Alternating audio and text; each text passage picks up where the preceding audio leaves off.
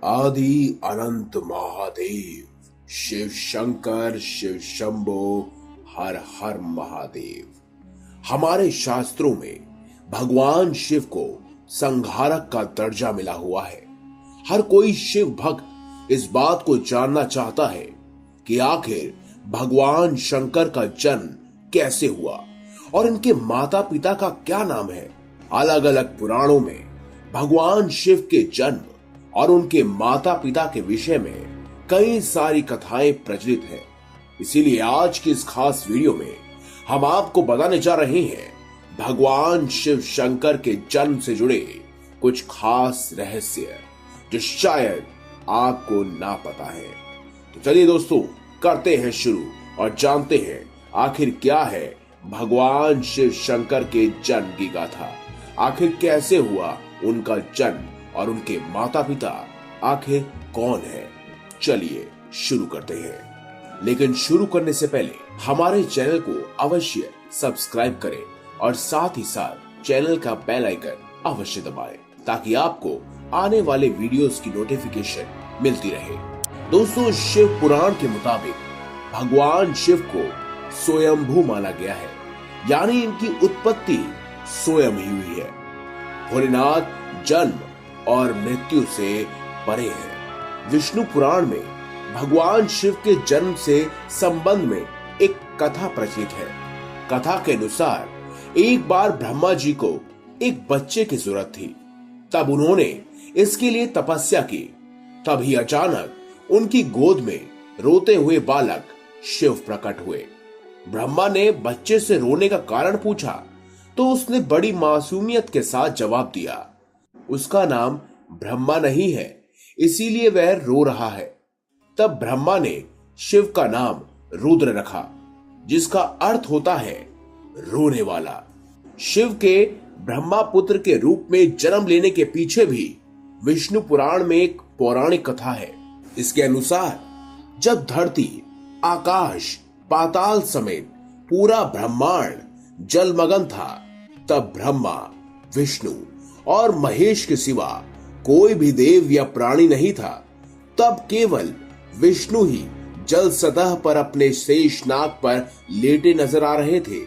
तब उनकी नाभि से कमल नाल पर ब्रह्मा जी प्रकट हुए।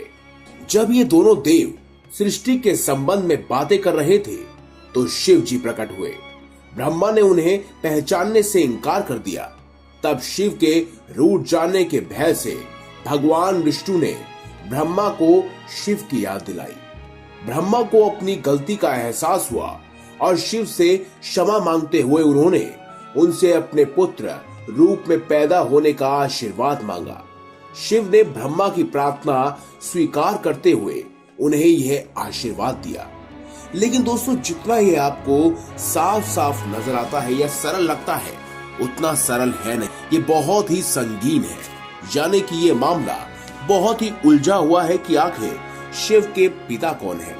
ऐसे में एक बार माता पार्वती ने भी शिव से पूछा था कि आखिर आपके पिता कौन है, आपका जन्म कैसे हुआ, और इस पर भगवान शिव ने क्या कहा, चलिए वो भी सुनते हैं। लेकिन इस कहानी को आगे बताने से पहले, इस कथा का उजागर करने से पहले आपको ये भी बता दें कि एक बार नारद जी ने भी ब्रह्मा जी से सवाल किया था कि सृष्टि का निर्माण किसने किया, भगवान विष्णु ने या फिर भगवान शिव ने, और आप तीनों को किसने जन्म दिया, यानी आपके तीनों के पिता माता कौन है। तब ब्रह्मा जी ने नारद जी से त्रिदेवों की जन्म की गाथा का वर्णन करते हुए कहा कि देवी दुर्गा और शिव स्वरूप ब्रह्मा के योग से ब्रह्मा, विष्णु और महेश की उत्पत्ति हुई है, यानी प्रकृति स्वरूप दुर्गा ही माता है और ब्रह्म यानी काल सदाशिव पिता है। और इसी गाथा में एक बार श्री ब्रह्मा जी और श्री विष्णु जी का इस बात पर झगड़ा हो गया कि ब्रह्मा ने कहा कि मैं तेरा पिता हूँ क्योंकि यह सृष्टि मुझसे उत्पन्न हुई है, मैं प्रजापिता हूँ। इस पर विष्णु जी ने कहा कि मैं तेरा पिता हूँ, तू मेरी नाभि कमल से उत्पन्न हुआ है। सदाशिव ने विष्णु जी और ब्रह्मा जी के बीच में आकर कहा, हे पुत्रो, मैंने तुमको जगत की उत्पत्ति स्थिति रूपी की 2 कार्य दिए हैं। इसी प्रकार मैंने शंकर और रुद्र को 2 कार्य, संहार और तिरोगति दिए हैं। मुझे वेदों में ब्रह्म कहा जाता है। मेरे 5 मुख हैं। एक मुख से आकार, दूसरे मुख से उकार, तीसरे मुख से मुकार और चौथे मुख से बिंदु और साथ ही साथ 5वें मुख से नाद यानी कि शब्द प्रकट हुए हैं। उन्हीं 5 अवयवों से अभिभूत होकर एक अक्षर ओम बना है।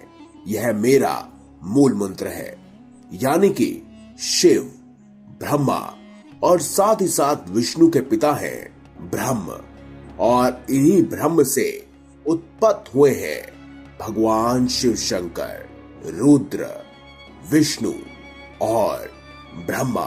दोस्तों, अगली आने वाली वीडियो में हम आपको इनके 10 आयामों के बारे में जिक्र करेंगे। ये भी बताएंगे कि भगवान शिव शंकर, भगवान विष्णु और ब्रह्मा जी आखिर कहाँ रहते हैं, इस ब्रह्मांड में उनकी उत्पत्ति कहाँ से हुई। साथ ही साथ आपको ये भी बताएंगे कि ब्रह्मा जी और विष्णु के बीच में होने वाली लड़ाई के पीछे आखिर क्या कारण था, और आपको ये भी बताएंगे कि क्या भगवान शिव शंकर आने वाले समय में या भगवान विष्णु या ब्रह्मा जी दोबारा इस धरती पर अवतरित होंगे।